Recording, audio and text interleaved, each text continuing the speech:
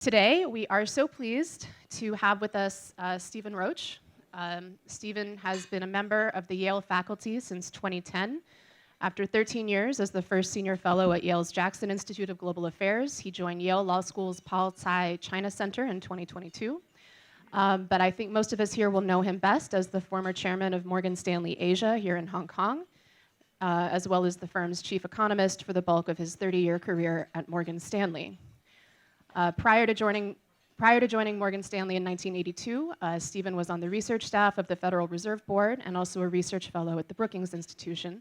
He has a PhD in economics from New York University, and his latest book, Accidental Conflict: America, China, and the Clash of False Narratives, examines the ominous trajectory of conflict escalation between the U.S. and China and provides a unique roadmap for conflict resolution.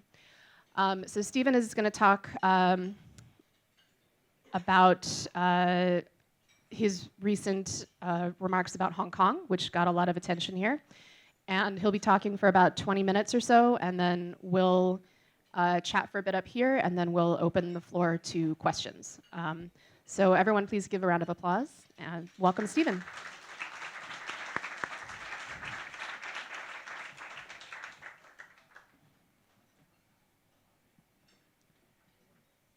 Thanks very much, Jennifer. It's an honor to be here at the Foreign Correspondents Club with a number of my friends who I haven't seen in a while, which is great, and former student sitting right there, recent college graduate. And this place, of course, to say nothing of the building, has a rich history of defending press freedom in Hong Kong. And I can think of no better platform than to talk about my own deep commitment to the spirit of intellectual engagement that this club and its members personify. And I would say this is a fitting end to a special trip back here to my second home, my fourth trip back here in the past 15 months.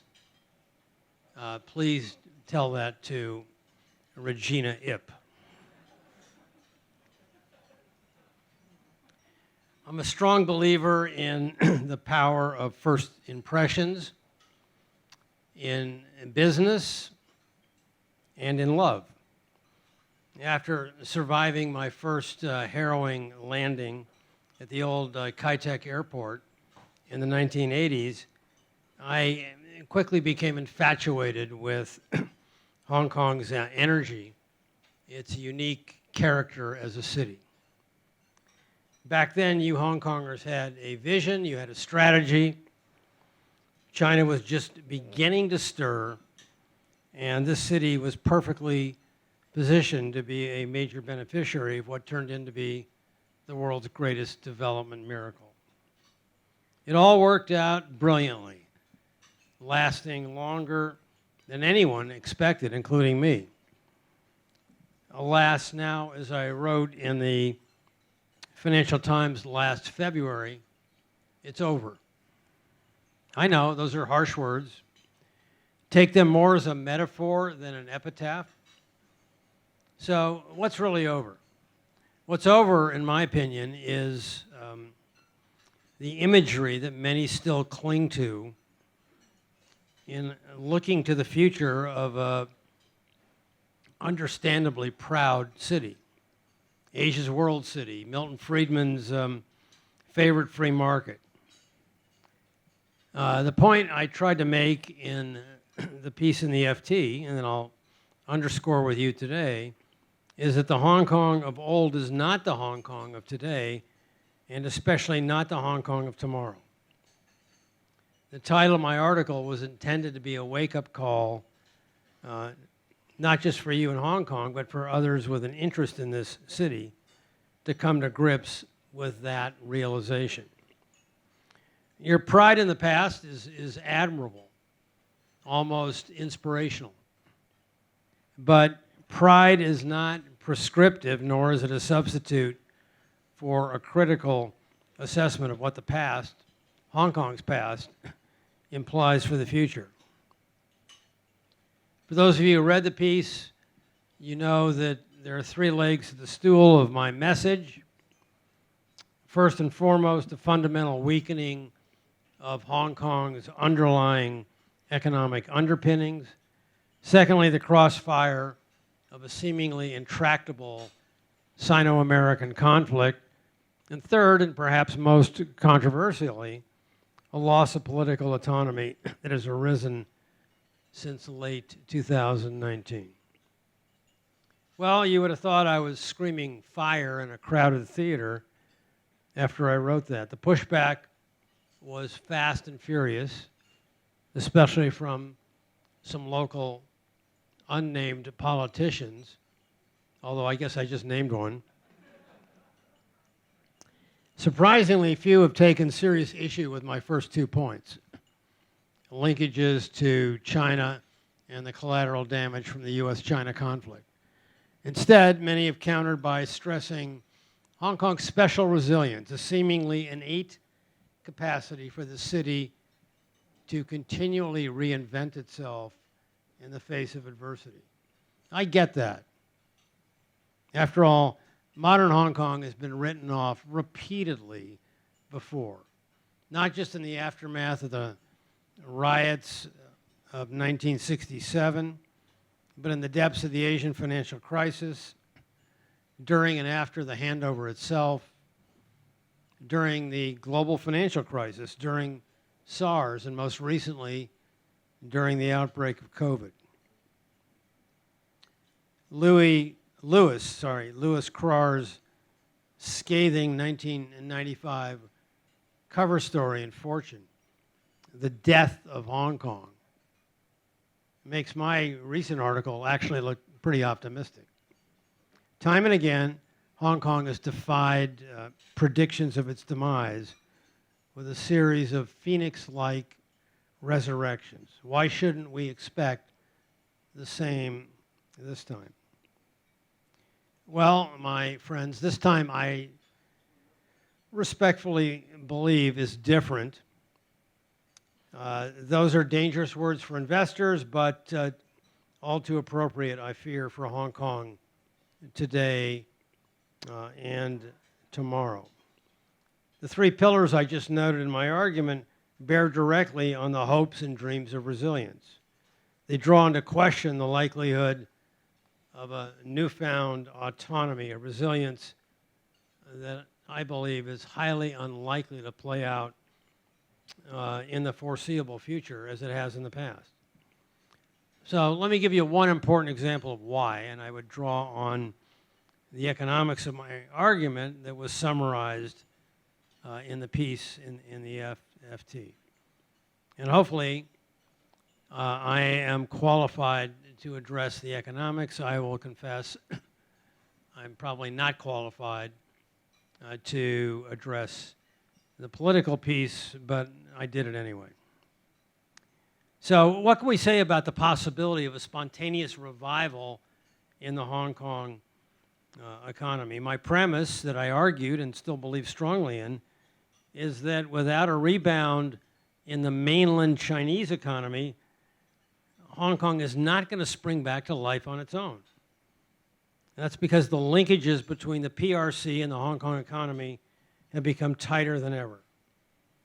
So let me just give you a few numbers to illustrate that. Over the past 12 years, 2012 to 2023, the Chinese economy grew on average 6.3% per year. And that compares with a 10% spectacular increase over the preceding 32 years from 1980 to 2011. Do the math. You subtract 6.3 from 10, and you probably get a number like 3.7. So what about Hong Kong? Spoiler alert, you get the same 3.7. Hong Kong grew on average 5.1%, 1980 to 2011, and it's grown just 1.4% from 2012 to 2023. Coincidence? Not in your life. The identical growth decelerations in both the Hong Kong and the Chinese economy over the past dozen years make perfect sense to me in light of the cross-border integration through trade flows, capital flows, labor flows, and tourism. The Hong Kong economy has been effectively swallowed up by the mainland economy, hook, line, and sinker. And with the Chinese economy likely to underperform over the foreseeable future, an arguable proposition, but one I am perfectly prepared to defend, I'm afraid the same is going to be likely for the Hong Kong economy. Say what you want about Hong Kong's glorious legacy of resilience, it is not manna from heaven. For the Hong Kong economy, resilience without China will all but be impossible. So as I noted, my views that I just summarized to you and wrote about in the FT and in a few other follow-up articles haven't gone over very well in parts of this world. That's true here, but it's also true, believe it or not, especially in the PRC. Too sensitive goes the feedback from Beijing. So sensitive, in fact, that I was muzzled at the recent China Development Forum, Beijing's Davos-like event, where I've spoken over each of the past 24 years as the longest attending foreign delegate. But that's too bad, mainly too bad for China, where now literally any debate over the, quote, good stories of China is now verboten. While that's not the case in Hong Kong, at least not yet, I note with some concern a recent news item reporting on John Lee's urging for Hong Kongers to, quote, stand united in telling others about the real and glorious side of the city. Something tells me that was not just a casual remark. So in closing, I ask all of you as members of the Foreign Correspondents Club, what do you see for yourselves as honest brokers in the marketplace of ideas? To me, it boils down to the integrity of constructive criticism. Sometimes that requires delivering uncomfortable, even controversial message. Sometimes it's about the courage that dares one to speak truth to power. These messages don't need to be taken personally. The ability to listen to constructive criticism can deepen friendships, making intellectual adversaries better versions of themselves. Constructive criticism, if it's delivered effectively, need not be seen as a threat based on ulterior motives. My agenda is analytical, it's not political. I can assure you that many times during my Morgan Stanley days, and I've got a couple of Morgan Stanley ex-colleagues sitting right here who can verify that, I felt the heat from several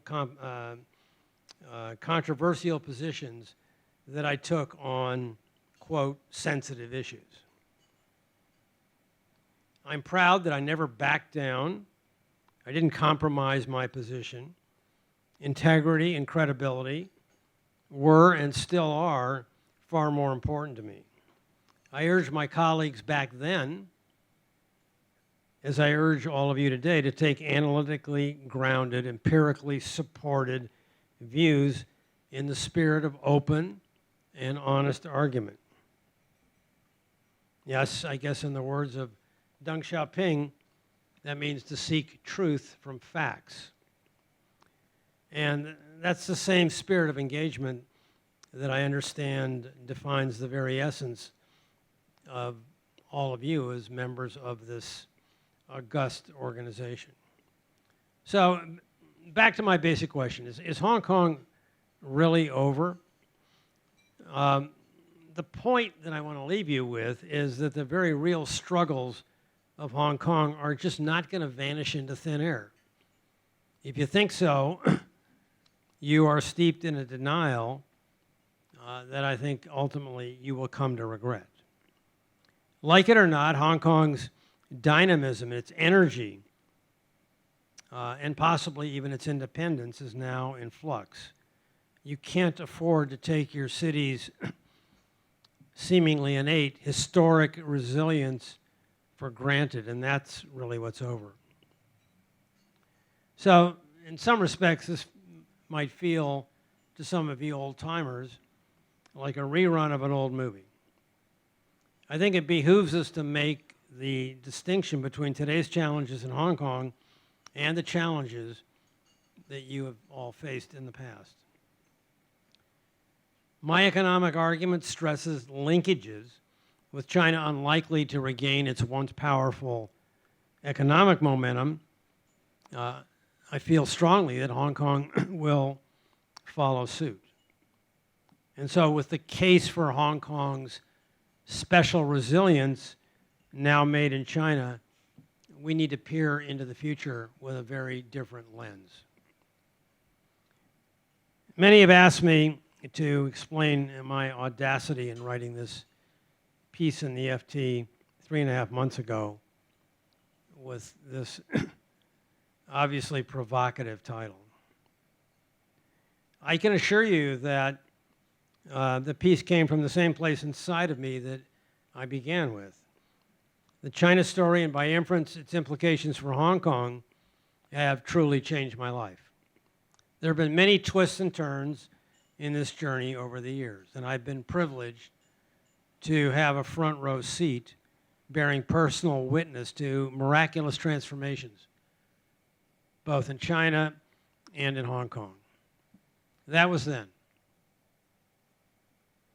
It was Yogi Berra, a famous American baseball player, who once said, quote, "When you come to a fork in the road, take it." I have taken that fork. This debate, I honestly feel, is truly worth the effort. I've had great reception in 3 days in Hong Kong with a lot of old and new friends who have welcomed me and have joined in this debate. This is hardly my first and hopefully not my last attempt to wage intellectual battle in this part of the world. The late John Lewis, a legendary figure in the U.S. civil rights movement, inspired a lifetime of protest in the name of, quote, good trouble. And as I wrote to a subsequent follow-up article in the South China Morning Post, by raising serious questions about the future of Hong Kong, I hope my wake-up call can be seen as making good trouble in a city that I will always love. Thank you very much.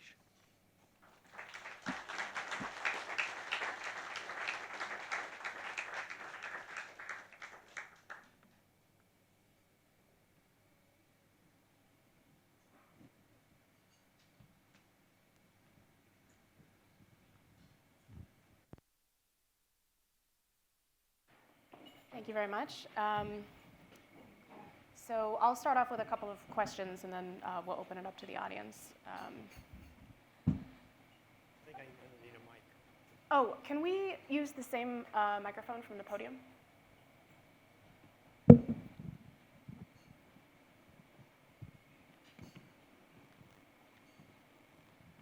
I don't know if I need to hold this or not. I'm going to assume I don't. So As you say, there's quite a few dissenting views. People who would say Hong Kong still has great energy, and I'm going to leave that for the audience to raise, because I know there's a diversity of opinion here. But I'll just start off with a couple of other questions. One, you mentioned the China Development Forum and being prohibited from talking about the things you wanted to talk about when it came to Hong Kong. Not being permitted to talk. Not being permitted to talk at all, that's right. Yeah. How well do you think Beijing understands Hong Kong's economic situation, and how concerned are they about it? I don't think it's, I mean, it's a good question. I just don't think it's top of the priority list for Beijing. They don't want trouble from anyone. They don't want trouble from Hong Kong. They don't want trouble from Taiwan. They don't want trouble from the United States. They've got a lot on their plate right now. And there's a certain amount of denial in official leadership circles, I think, about the full extent of their economic problems. But those are domestic economic problems that are facing, in some important respects, significant external pressures. But, you know, maybe Hong Kong makes the top 10 of issues they worry about, especially if there is, quote, trouble here. But it's not in the top 5, that's for sure.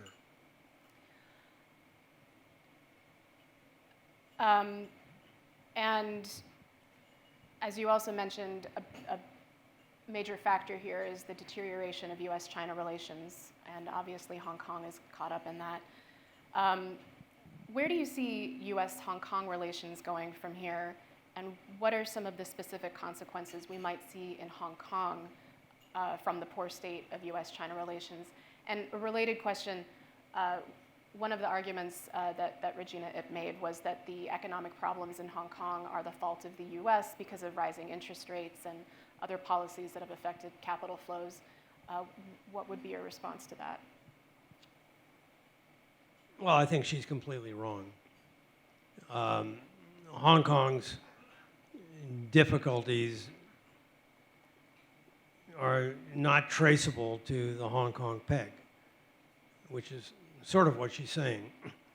But I think the peg is a critically important aspect of financial stability in Hong Kong that benefits Hong Kong's role as an international financial center, and is of enormous benefit to Beijing in having a stable financial platform that is plays such an important role in transmitting a global capital into China. The U.S. China relationship, my take on that, Jennifer, is not great. You know, the politicians want to tell you that things have gotten better since the Biden-Xi summit in Woodside, California last November. I don't buy that for a second. I mean, the U.S. just imposed a new round of tariffs on China. A small number of items were the focus of those tariffs. But, you know, we've still got tariffs on over $350 billion of goods coming from China into the U.S. We've escalated our actions to go well beyond tariffs to sanctions, including sanctions on the leaders of Hong Kong. And, you know, America, I think, is unwilling at this point to make the distinction between Hong Kong and the mainland. I know Hong Kongers hate the idea that Hong Kong, the image of Hong Kong might change such that you are thought of as just another Chinese city. I don't think it's gotten to that point yet, but and this is sort of the political point. As the political climate has been clearly altered since 2019, that has contributed to this unwillingness to make the distinction. And I implore all of you who are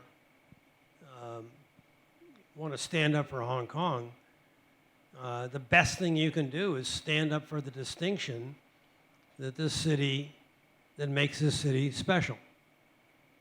To make the case that you are not just another Chinese city.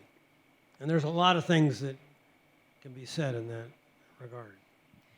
On a related note, and you mentioned this as well, the national security law imposed by Beijing and the recently enacted Article 23 legislation have raised serious concerns about Hong Kong's political autonomy.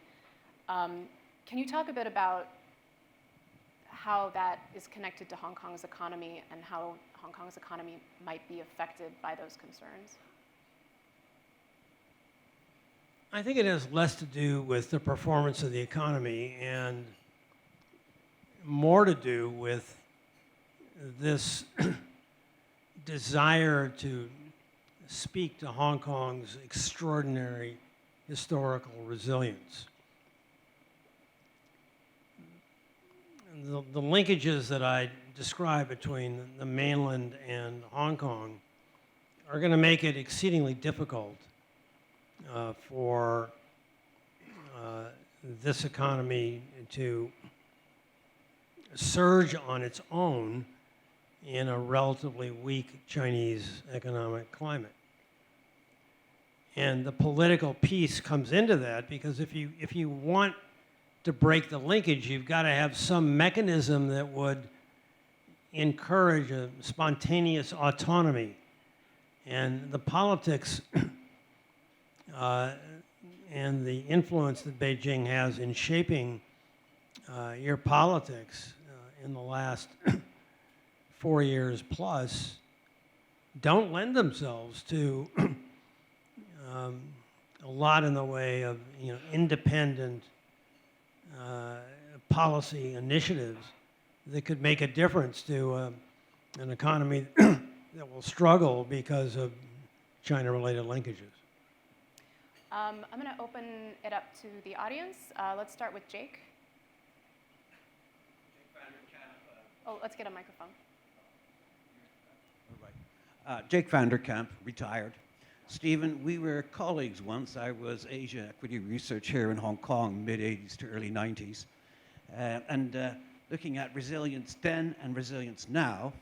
Well, resilience then, I took that Fortune cover with the black border on it right around the world on a roadshow with the message, folks, it's in the price if it's in the press. And this one is now at the very bottom. Fill your boots. This one's a helicopter. It's going up, up, up, up, up, up, up. And it did. And that's a different world. Resilience now, right? What Hong Kong basically does is act for China in things that China cannot do itself, past, or for reasons of practice or ideology does not want to do itself. And we have a China out there right now with a mega calamity in property construction, in big problems in trade and how to get around it, connected to economy, ourselves here, which is developed from garments and plastic toys into trade services and banking. The potential for Hong Kong to China is, if anything, I think, gone way up rather than down recently. And we have here a market that, while the United States markets have gone up 50% over the last 2.5 years, this one, until recently, and it will go there again, was roughly 50% down, making its adjustments fast in the way that this one has always down and way up again afterwards. But basically, I put it to you that the potential for Hong Kong is not less than it was before, but more. Thank you. I remember you well, Jake. You could still come back to work at a place like Morgan Stanley and sell ideas. The point is sort of well taken, but I want to stress the sort of. Because, I'm not going to sit up here and make a call on the Hang Seng. I'll let guys like you try to do that. But when I wrote the article, the Hang Seng was back to the level prevailing at the time of the handover. And that comparison whetted my appetite. Like, how can a stock market, which for most of the last 20 years was the fourth largest stock exchange in the world, an amazing characteristic for a city, but the fourth largest stock market in the world, get punished like that and do a round trip over a 25-year period. Pretty extraordinary. I have no idea if the market's going to come back. Of course, I knew that as soon as I wrote the piece, the market would start to go up, and it did, but the 50% drop is now a 40% drop relative to the peak. So, you tell me if it's a dead cat bounce or not. We have no idea. I do think that Hong Kong has potential, but I would take issue with you, Jake. I think that the potential has to go beyond what Hong Kong has done so well in the past. I'm a finance guy. That's your background. There are many people in this room who have worked in the same area. It's rewarded us handsomely. But I think Hong Kong needs more diversity, because what's also different about today is Hong Kong is part of the GBA, and there are two other cities that are larger and far more diverse. And in particular, focused and driven by new technologies that I think could be Hong Kong's next source of resilience, but right now are not. So, I take your point. I love your enthusiasm. And, my point on resilience suggests that you got to do more than count on the old Hong Kong to do what it did many, many times in the past. Other questions? Yeah, William.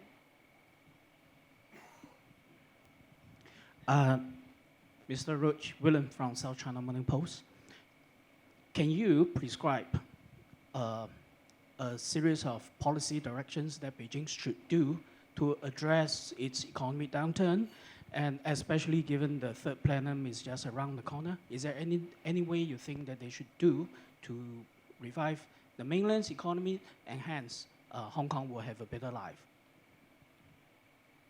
Well, I will give you my simple prescription for China. I hesitate to give you an agenda for your city. You know more about it than I do, and I've had great discussions with a lot of Hong Kongers the last few days, and they are not short of ideas. There are some great ideas of what can be done. But you asked about China, and in the paper that I wrote as a background paper for the China Development Forum, which they invited me to write.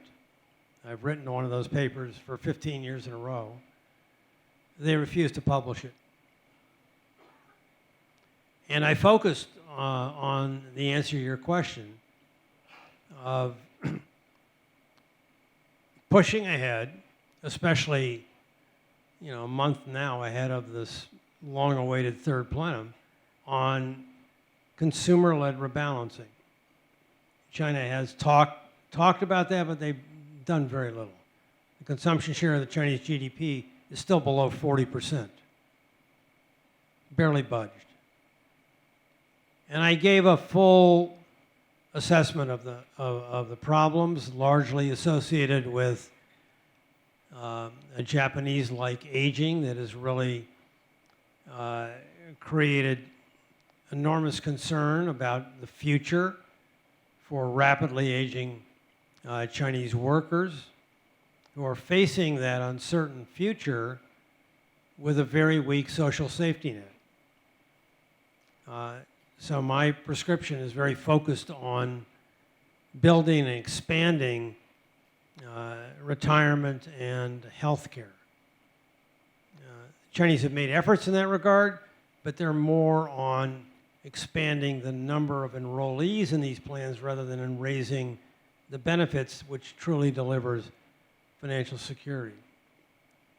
I don't think the government's response thus far in emphasizing a new trade-in program for durable goods is going to move the needle on this problem.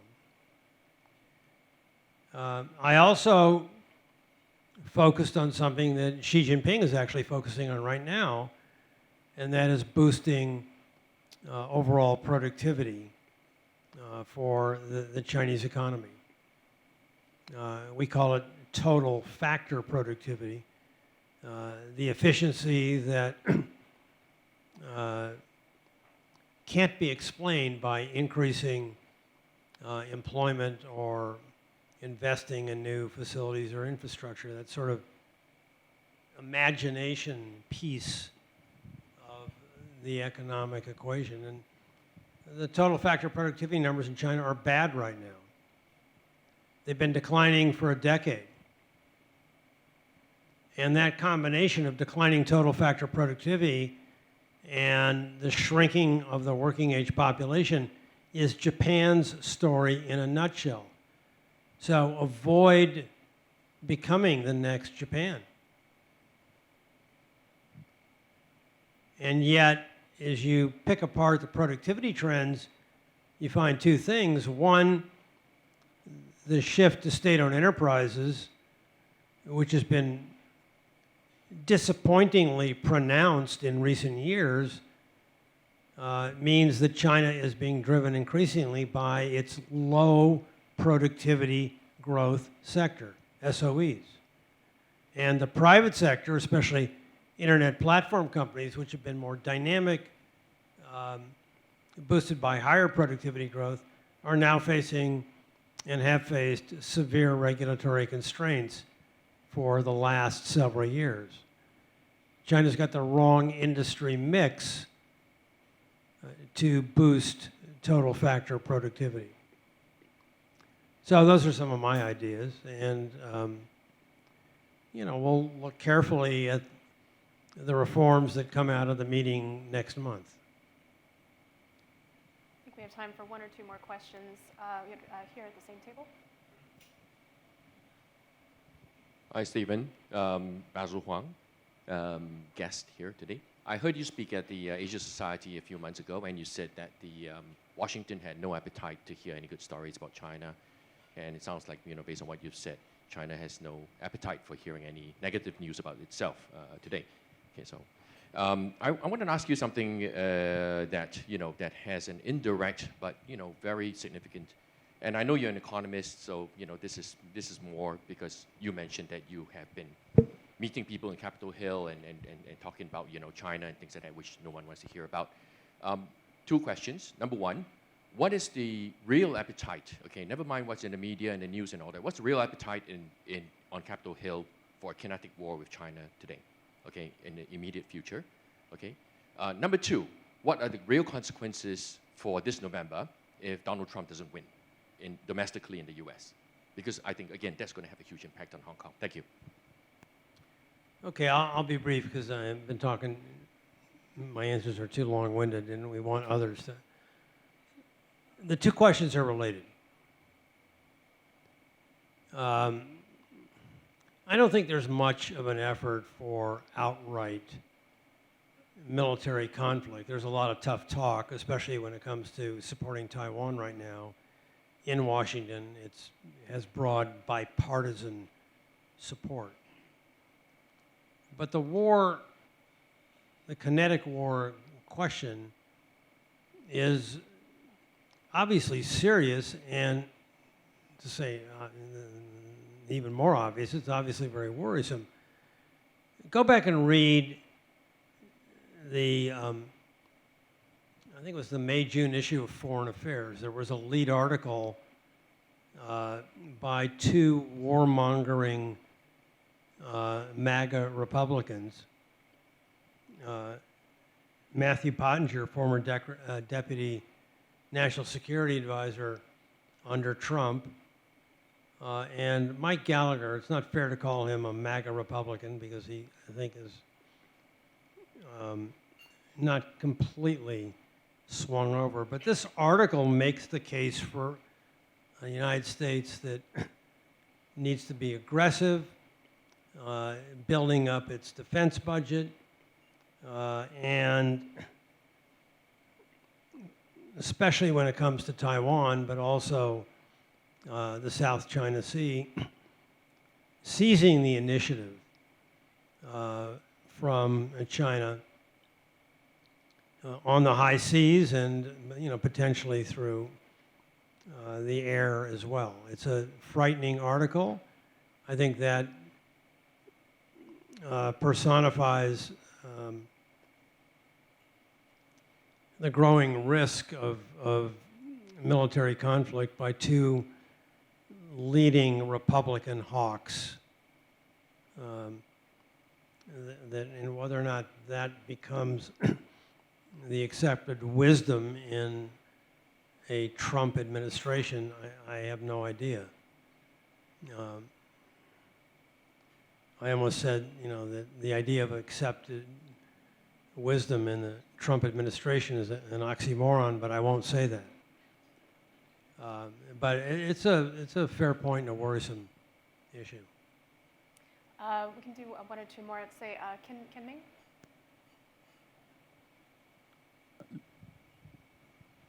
Liu Qinming, one of the FCC board governors. I heard that you will be moving back to Hong Kong if a certain convicted criminal is to be elected. Is that true? Thank you. I did say that. I'd have to check with my wife.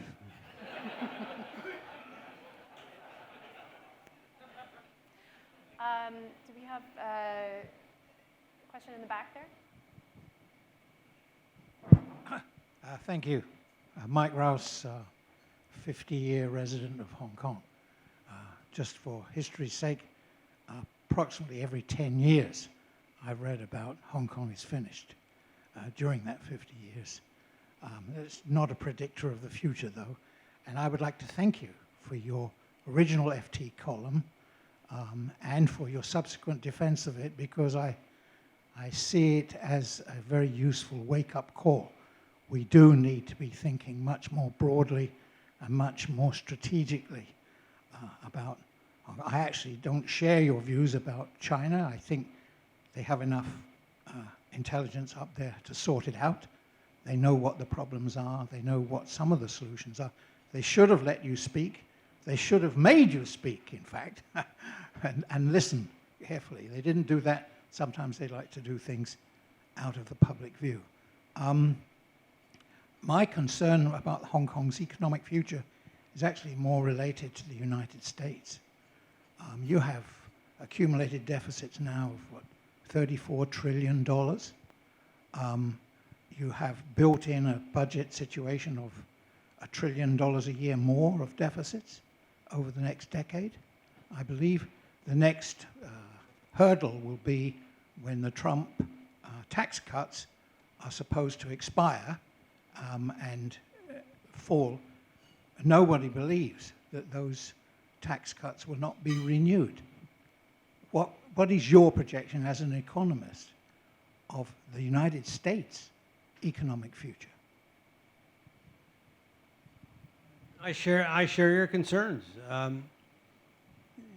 Denial is not something that a proud city like this has a monopoly on. Our body politic in the U.S. is absolutely convinced that deficits and debt, since they haven't hurt the United States yet, what's the big deal? And I think that's unfortunately a characteristic of our system that we will look back on someday with deep regret.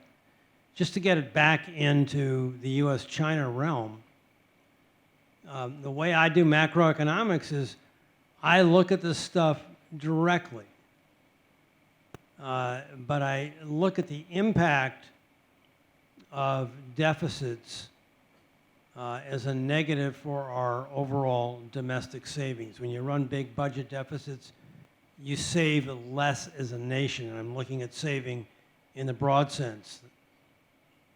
Individuals, businesses, and the government sector. And you look at it that way, and last year, the domestic saving rate, all of that saving together, adjusted for that portion which goes to fund depreciated or worn out assets, we didn't save anything, zero. So lacking in saving and wanting to grow, we borrow surplus savings from abroad. The dollar is a reserve currency for now. And so we get the saving without really paying much of a penalty. But we have to run balance of payments and trade deficits to attract the capital. And that's what brings China into the equation, because China lends us a lot of surplus saving. And we run a large, albeit declining, trade deficit with China, declining because of the tariffs. Last year, we ran trade deficits with 106 countries. That's a visible manifestation of the problem that you just put your fingers on, the budget deficit and its shortfall of saving.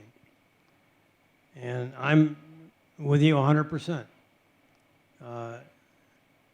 We can't blame one trading partner for a problem that we made it, or that we continue to make at home. We did that with Japan in the 80s. We're doing it with China now. Didn't work back then, and it won't work now. So, amen. I'm going to wrap it up there because I know you have a flight to catch, but I did want to ask one last question. You mentioned you have a student in the audience today, a brand new graduate. If a student comes to you and says, I really want to go to Hong Kong and start my career there in finance or business or whatever, what would you tell them? Tell him to go. It's a great, and he's sitting right here. He's not going to Hong Kong. He's going to Beijing. I mean, that's really taking a risk. But he's going. He's going for education, to learn, and he's going at a time when fewer American students are studying in China than has been the case for several decades. And I can think of no better time as a young American student than to see it for yourself and figure out, how to put the pieces of the great Chinese puzzle together without the help of the politicized, distorted, biased views you get of China by staying home in the United States. There's no better way to find out than to go there firsthand and see it for yourself. I mean, I did that 40 years ago, and I never regretted it, and it's as I said, it's changed my life, and I encourage young people to do the same thing. Great. Well, thank you so much. We really appreciate you coming here today.